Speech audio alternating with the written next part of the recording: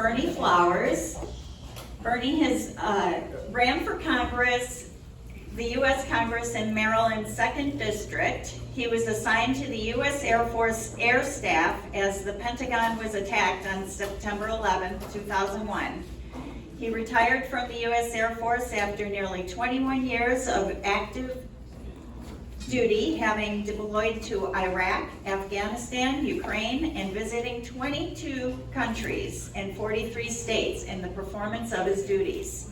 After his Air Force retirement, Berney worked as a project manager in the banking industry.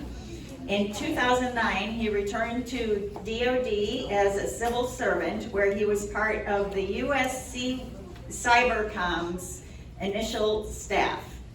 He later served as NORAD and U.S. Northcom's senior technical advisor at Fort Meade.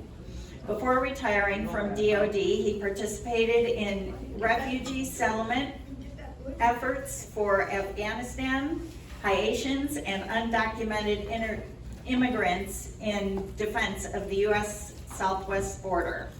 In 2021, Maryland's governor appointed him to the District 9 Judicial Nomination Commission, Howard County, Maryland. He recently authored the new book, Black Values Matters. So please give a warm welcome to Berney Flowers.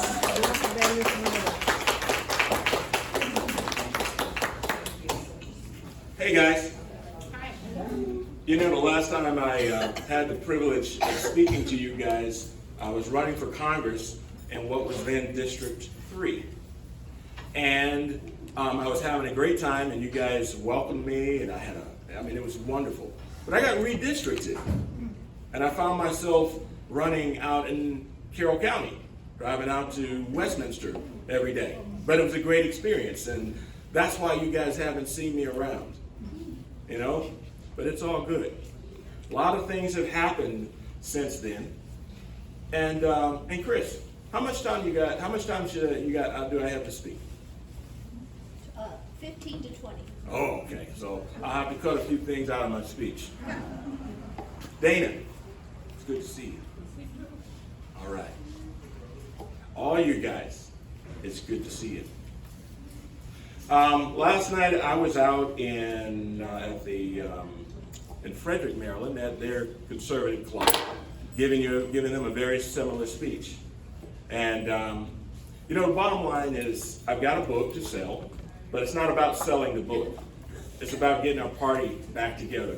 We were devastated in the last election, and we had the issues on our side: crime, the economy, drag queen story time. Why did we not win? Especially about crime. Yes. Especially about crime. Yes. So with all that said, I'm probably going to say some things up here that some of you might not agree with. I don't mean to be offensive, but in the Air Force, and Dana can tell you, we have what's called the concept of what we call a hot wash. When you have an operation and you fly a jet or do whatever you're doing, then when you get done, you sit down and you go over your operation. What did you do right? What did you do wrong? And what are you going to do next time to make things better? And that's what we need to do in the Maryland Republican Party. Dana can tell you that we had this thing called the Maryland Unity Team. Myself participated in that. Dana, Kate Sullivan, you guys know her, Gordana. We were all, I don't know if the word slate is appropriate, but we had a bunch of candidates that we wanted to basically take over the Maryland GOP. We wanted to change a lot of things. Do you guys realize that there hasn't been an audit, a financial audit in the Maryland GOP in 6 years? There's a whole lot of money that went in places that it probably could have been used better. And we wanted to change that, among some other things. There's a lot of policy things they need to get right.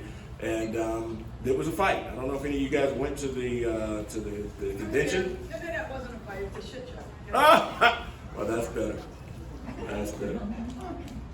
So with all that said, Faith and Ann, thank you. You guys are there.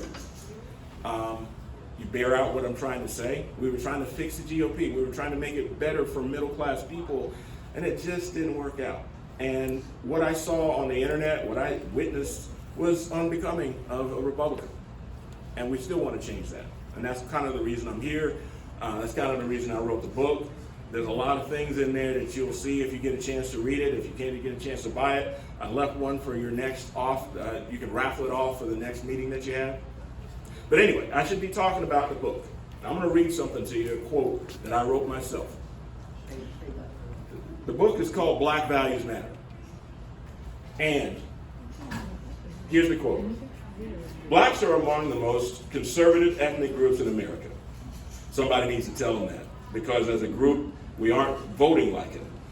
Most blacks I know are concerned with basic common sense issues like crime, inflation, the economy, taxes, school choice. Most blacks I know want equal opportunity, not equal outcomes. Republicans are interested in basic common sense issues, while progressive Democrats concern themselves with trending social issues. The Democratic Party treats black Americans as voiceless, reliable, generational support.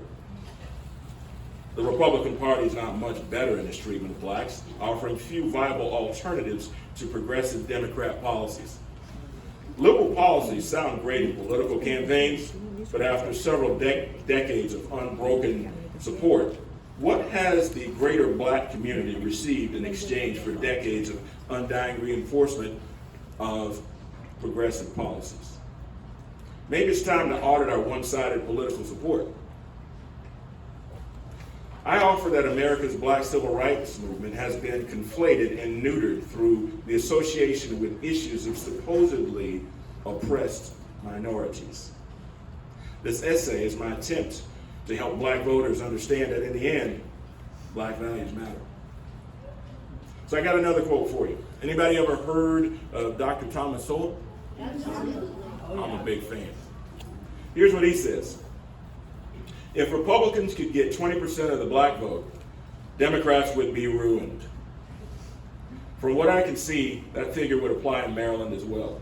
If blacks continue to give their votes away to the Democrat Party with zero accounting for what the Democrats do with those black votes, black people will, especially those in the inner city, expect the same results. Black people, let's say the Democrat Party should earn black votes. Let's hold them accountable for their promises and their actions. What they have done for us concerning crime is deplorable. What have they done for us concerning schools? And what have they done for us concerning culture? What have they done for us lately? Dr. Sowell thinks they haven't done much, and I don't either.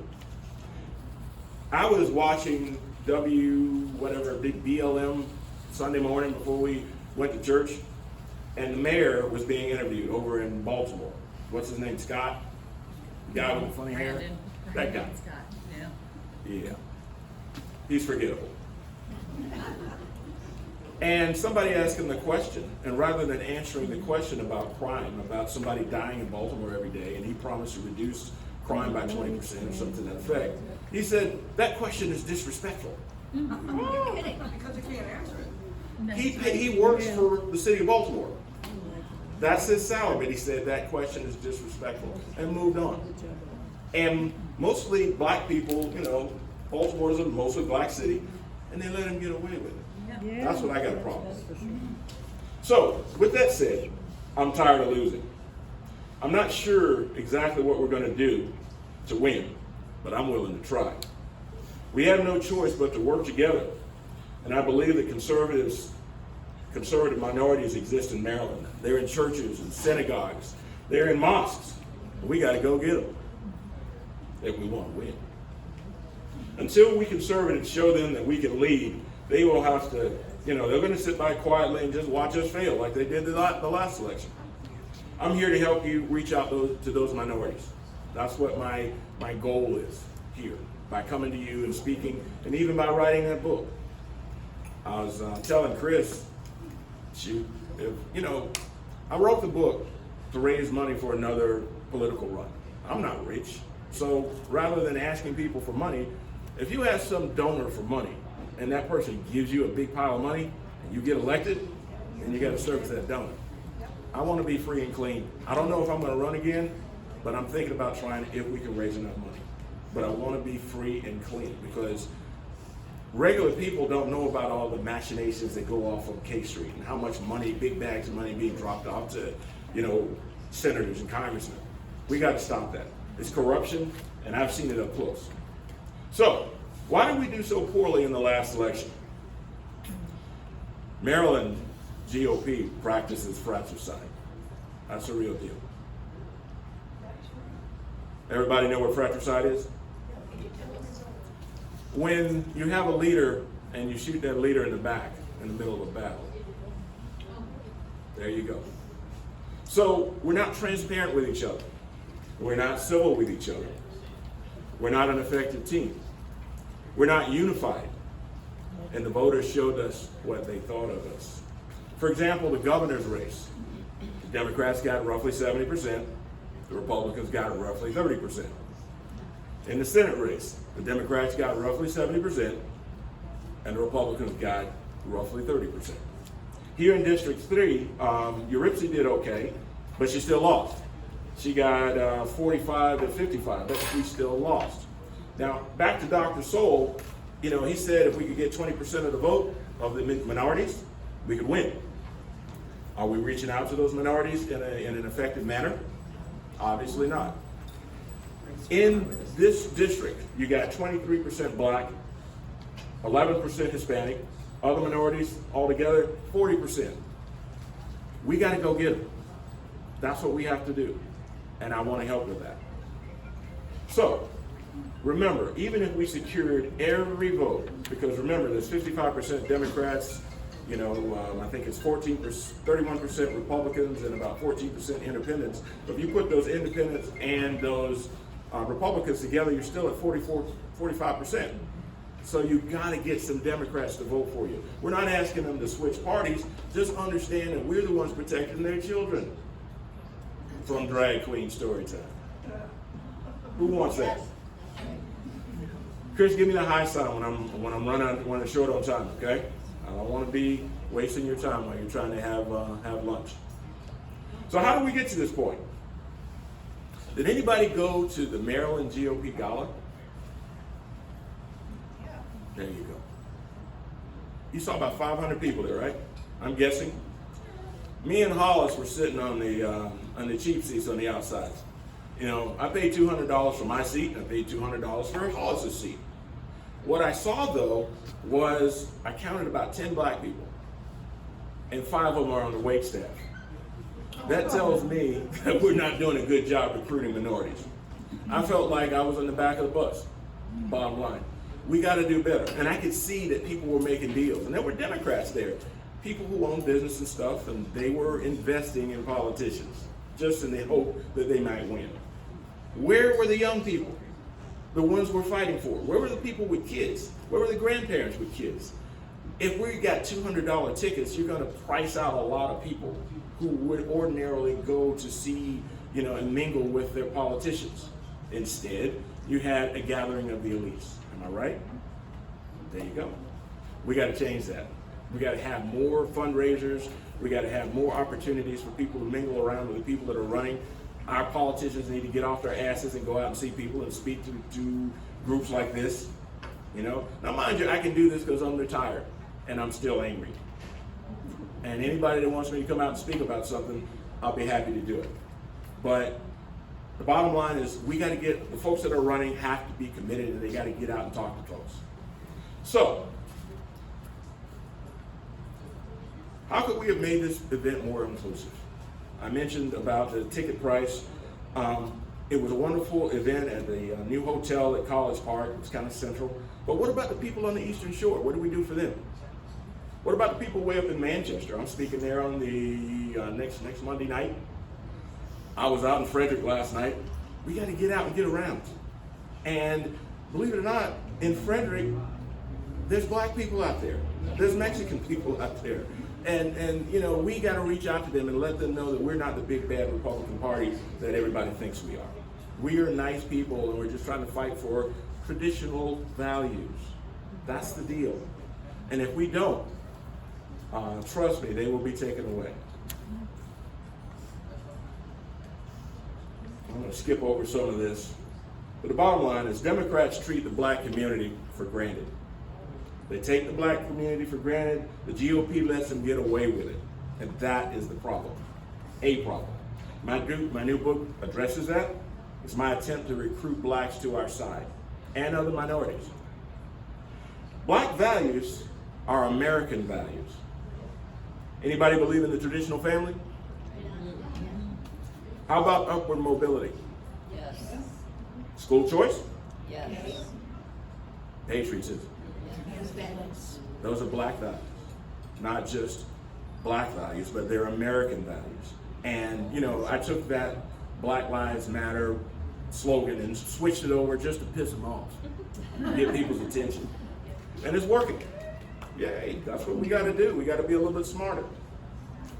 I'm so tired of black people being used as a hammer to hammer the rest of the country into what the elites want us to do. Because that's just what this whole thing is all about. My book is a small part of that effort.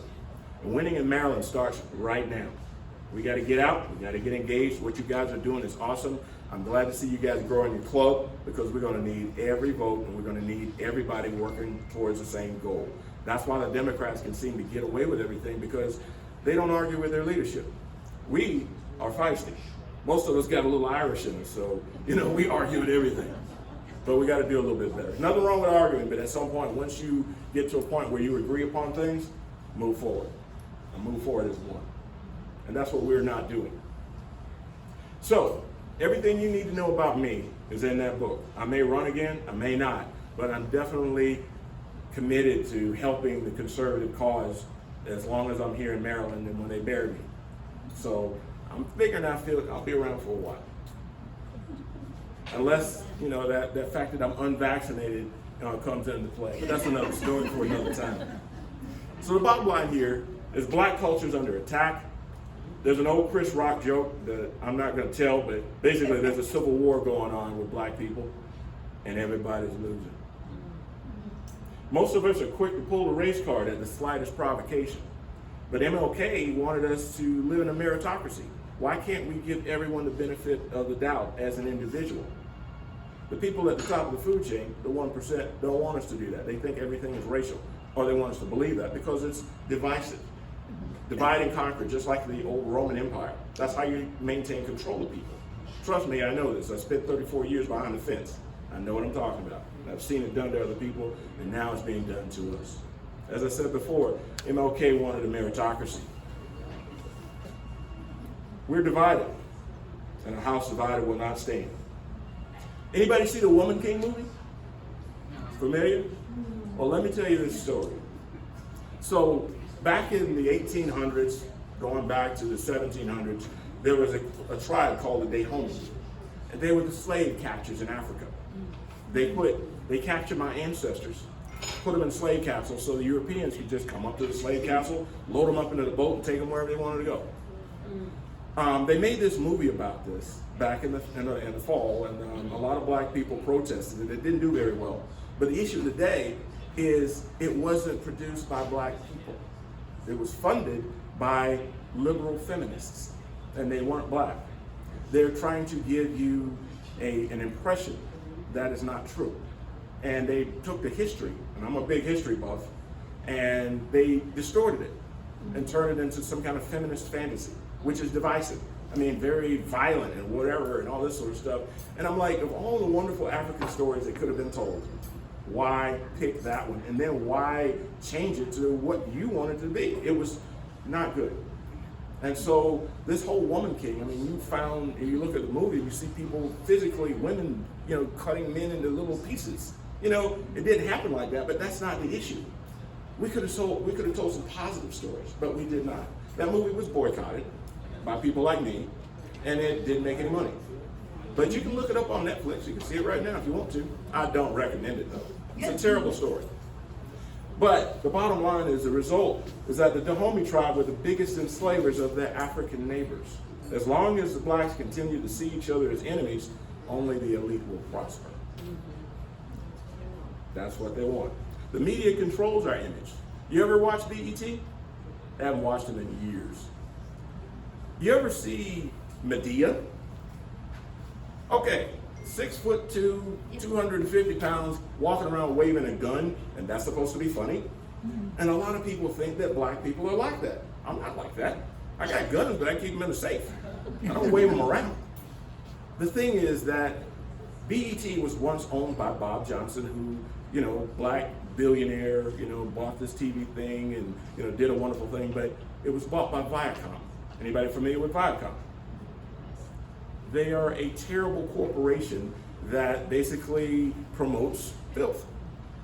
And what they want to do is subjugate us through information operations. That's the real deal. So all these ugly things that you see on television, all these women twerking and doing all this stuff on BET, that's not black people running this. That is a large corporation that is intent on destroying the black community. And I'm going to let everybody know that will listen. That's the real deal.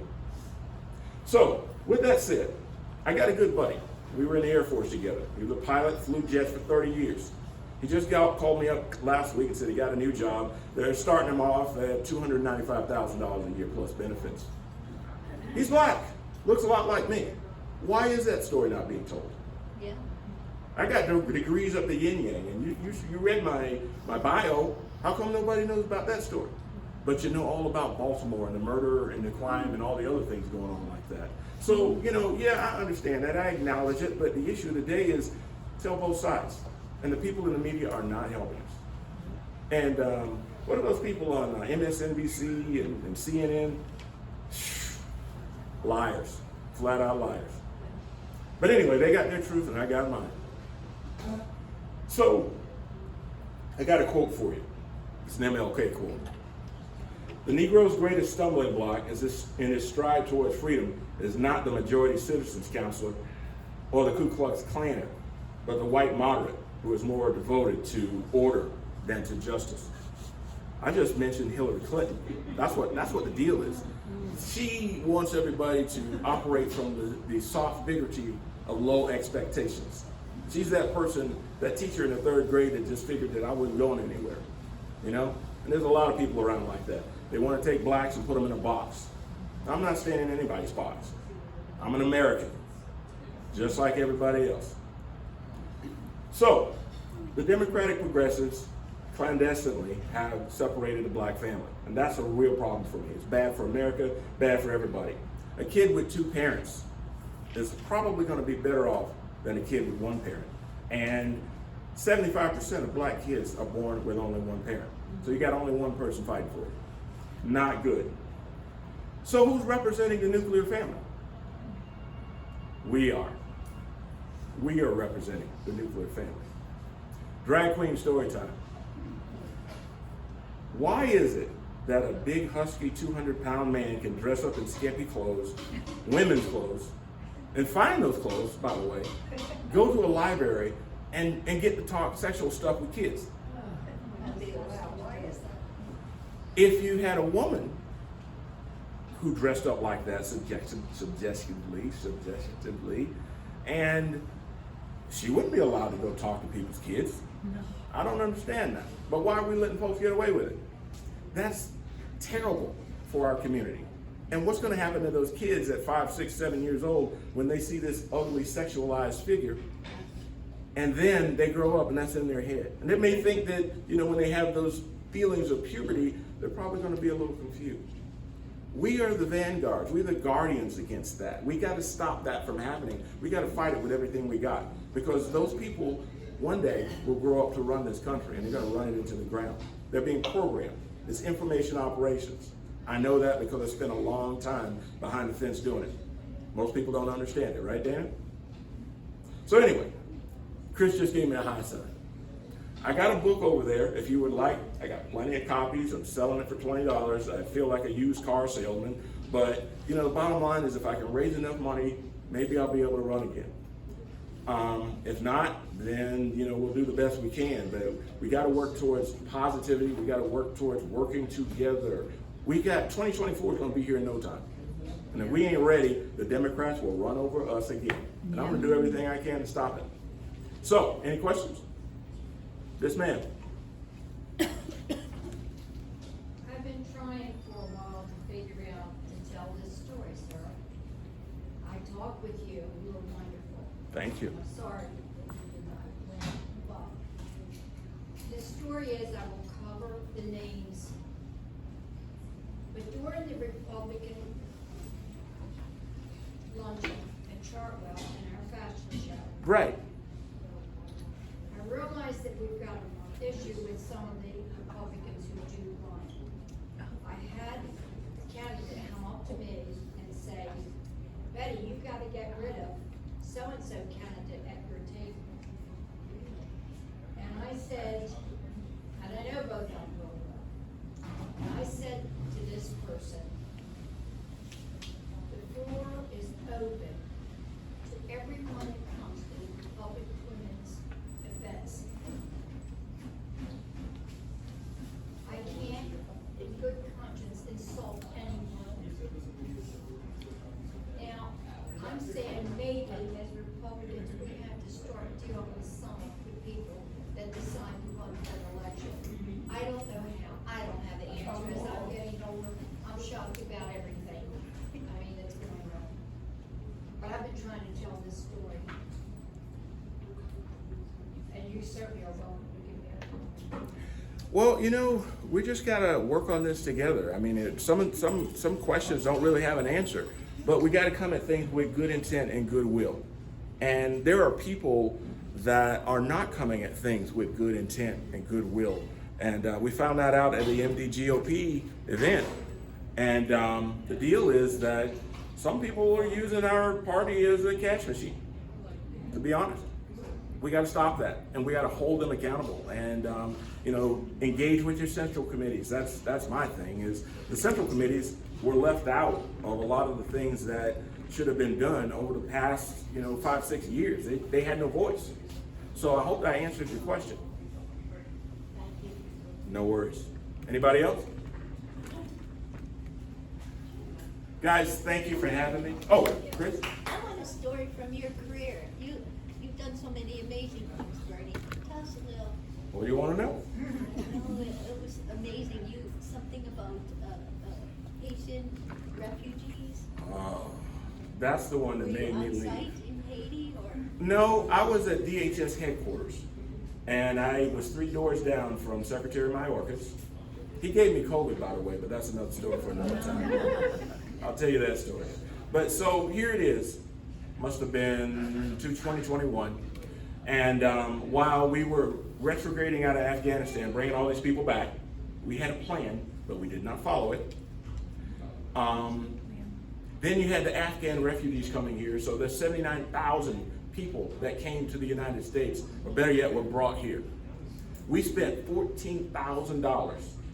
I'm sorry, change it. Let me do the math, country board math, because I got a North Carolina education. It's a little suspect sometimes. So imagine this: $1,400 times 79,000 people. That's $110 million a day, unbudgeted. And I'm sitting here as DOD's guy at DHS. So my job is to get money from DOD and port it over to DHS and make sure the money keeps flowing. So that's why they kept me around. So with that said, all this is going on. Here comes this Haitian crisis. 18,000 people under a bridge right below Del Rio, Texas, where the immigration station is. They weren't. How did they get here? How did they know to come at the exact same time? It was coordinated. That's the deal. And so we brought some of those people. I'm at headquarters trying to help manage this thing, but we're bringing these people across the border. Most of them, they weren't checked for disease. They were asking me to take COVID shots and all this sort of stuff, but they didn't give them COVID shots. And so one event happened so they called in Coast Guard Aviation. They got C-130s, and they were going to try to deport some of these people and send them back to Haiti. The first load got to Port-au-Prince, and they tried to take over the aircraft. It got real dangerous for the pilots. And the rest of those 18,000 people have dispersed somewhere into America, mostly cities. They are not documented. They are not vetted. They didn't take any shots. They're just here. And our government has no track of those people. and I got a problem with that. All that time, I'm at DHS, and they're asking me to take shots. I got 2 meetings at the Pentagon every day. 2 meetings at the Pentagon per week, but I'm over in Anacostia at DHS headquarters, and I just like, I can retire. Why am I putting up with this crap? I've done enough. And so I put in, I retired. But the issue today is I got to see monetarily what our government was doing with your money. Did you know that President Biden was in the Ukraine yesterday? Yes. So let me get this right. That was I was going to bring up. Why is he not in the East Palestine, Ohio, in the worst ecological disaster this country's ever seen? He's over there in Ukraine giving away your money. I got a problem with that. But go back into your home, it's perfectly okay. It's perfectly okay. Drink the water, it's fine. Just wear a mask and get your COVID. There you have it. Get your COVID shot. Did you know, ma'am, go ahead. I'm just hearing everybody make a comment, and I feel exactly the same way. We're all sitting here going, yeah, that, and yeah, that, and yeah, that, and yeah, that. We don't have a real way with no control over the media to get it out there. That's one of the things that I think that is the biggest problem in the world. Our message doesn't get out there. I agree. They blame us for abortion. There isn't any state in the union, maybe a couple passed them now, but it completely bans abortion. But the whole Republican Party got branded, and we lost, I think, because of abortion. Do you remember Newt Gingrich? But you know what? That's work on. We had a contract for America. It was basically talking points that everybody saw. Try that didn't work. Well, it didn't work now, but it worked back then. It could work again. And me, I don't have all the answers, but I know I'm pissed off. Excuse my language. We're all pissed off. So that's why I wrote this book. I kind of used a deceptive title, but the issue it is American values matter. I'm trying to rally people and get us all on the same page. We got to treat each other better, but first of all, we got to fix our own house. We had people out in Carroll County, bless their hearts, calling the cops on each other. I know you heard. Physically assaulting each other. I know you heard. And they're all Republicans, and the Democrats are laughing at us. We can't be like that. What happened to Reagan's 11th commandment? Speak no ill of a fellow Republican? Somebody forgot about that. We need to get that back together. We need to hold ourselves individually accountable. And again, that's why I'm standing before you now, because I don't like the way things are going. I don't like all this money being spent. And by the way, Chris, I spent from 2012 to 2021 working for U.S. Northcom and NORAD and U.S. Northcom. So when I say we have the capability to defend our airspace and we let people fly balloons across our country, we let people fly balloons across our nuclear weapons storage depot at Malmstrom Air Force Base, I got a real problem. That's something I used to do for a living. And I know a lot of people out there. There's a 2-star general on watch at all times with shoot down authority. Why was those balloons not shot down immediately? Somebody above the 2-star general level told them not to do it, not to execute their mission. So I got a problem with that. But the thing is that we need to inundate our elected officials with letters and let them know where we are. We need to work together and go to these meetings. I mean, for example, Saturday night, I was out in Carroll County, this place called Liquid Libs. Apparently it's a kind of Republican hangout. I got invited, we've been there. And so it was wonderful. Saturday, I went to another place in Carroll County. These folks, I'm not gonna mention their names, but wonderful, good conservatives, Christian conservatives. And they had 75 people in their house. Gordana was there. All our cronies were there. And we just sat around and ate gumbo, and nobody talked policy, but we just gotta get ourselves recovered from this last election. That's the deal. Man. This is kind of like, this is me beating the drum, all right? Beat the Because drum. yes, we can talk. The reason why I put the call to action as much as I could for now on the webpage is to give people the words to say and to know who to say them to. Yes. So I feel that now MFRW, this is what I'm going to want to cover in the training too, but MFRW has every committee, okay, the emails of every, and phone numbers of every member in the committee right there, You click on email all committee members link, boom, copy and paste. Yeah, Every single email of every single committee member in the legislature right now. So you have no reason to not contact people about this. It is a copy and paste. I oppose bill blah blah blah because blah blah blah. Please vote against it. Boom, done. done. Ma'am? We need the reasons why not. Yeah. There's a lot of, so, and this is what I'm trying to do. I'm talking to, who's Maryland GOP head now? Executive Director, I know. Cole Harris. Dan Cole No, Harris. the guy. Andy Wood? Andy Wood. I saw him Saturday night. I did too. Yeah. Talk to him. He is interested in doing that. Yes. Okay? So this is the thing. You know, I can do what I'm doing. RWAC can do what they do. You can do what you do. We need the voice to come from a central place where we have the information that we need to oppose this bill because of this, boom, boom, boom, boom, boom, contact this person, have it removed. When it comes up for committee, boom, boom, boom, copy, paste, go to all committee members, do the testimony. That's where we need the organization. That's where our voice is. You know the We thing, do that. MFRW does that. but here's the Yeah, deal. but we as individuals normally The don't. Maryland GOP is supposed to do that. And that's why we were so angry. We had a little, group of angry do-gooders meeting for about two months. Dana was part of that. The thing is that's why we were trying to change the Maryland GOP. And they fought us. And they won. But we ain't deterred. We're just gonna keep at it. Chris, you gotta sit me down because I'll talk all day. Thank you so much. Thank you. One thing to follow up on what Chris said is it's one thing to email, but it's even better if you can submit written testimony. Testimony becomes part of the record. Email does not.